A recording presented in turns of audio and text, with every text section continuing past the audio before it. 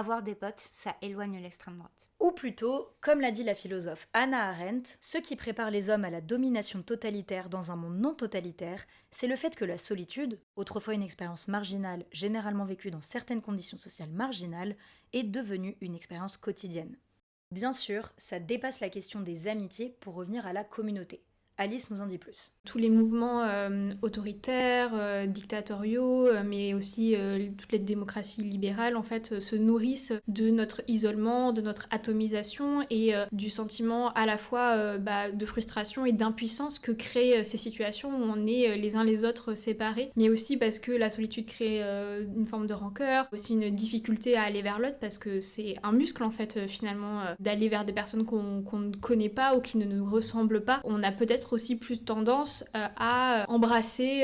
des idéologies qui sont plus d'une forme de repli ou d'une forme de rancœur, dont se nourrissent évidemment toutes les forces d'extrême droite qui sont en train de monter et de fomenter encore plus une forme d'atomisation de la société. Également, moi je pense que le fait de pouvoir, en ces temps